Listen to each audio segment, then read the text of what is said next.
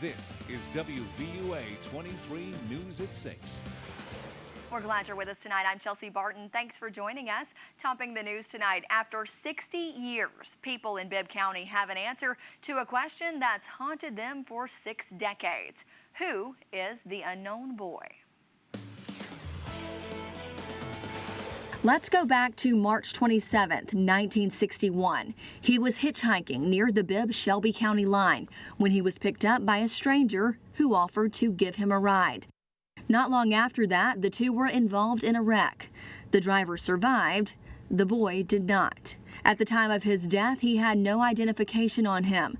This picture circulated all around the country for decades with no match to an identity. It's been quite an adventure. A quick 60 years, I'll tell you that. Jim Oakley was the publisher of the local newspaper, the Centerville Press, back in 1961. He took these photos. It's been an unfinished part of my life for many years. We worked hard on this story to start with. I made pictures of him at the funeral home that night, and I got an artist at Birmingham News to draw some eyes on him, what we thought they'd look like, and that was the picture we used. That's a picture on the tombstone. And if you think, Chelsea, if we'd had email and Facebook and all that kind of stuff, we could have covered the nation in seconds. But we were having to mail out and through the post office pictures of this thing. We posted it and made a lot of contacts and just finally played out into nothing. Nothing until 2016, when the boy's body was exhumed to undergo DNA testing. 5 years later, modern technology and genealogists from around the country have solved the mystery no one could for 6 decades, even before Bibb County Coroner C.W. West was born. I've heard about it all my life, and I tell you, it was just, it was amazing. It really was. It brought me to tears. It really did. It was very emotional. Even right now, I'm a little emotional just thinking about it. The unknown boy is unknown no more.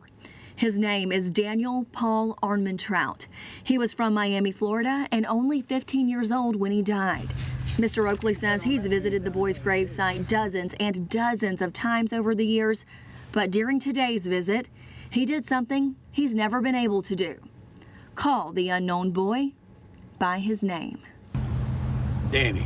March 27, 1961. You know, as a parent myself, I can imagine how it would be to have a child that was missing all this long time. And it's sad to think that his mother and father have since passed, and at least one brother, maybe 2, are now gone and didn't know no way of knowing about this. So it's turned out good. Turned out good.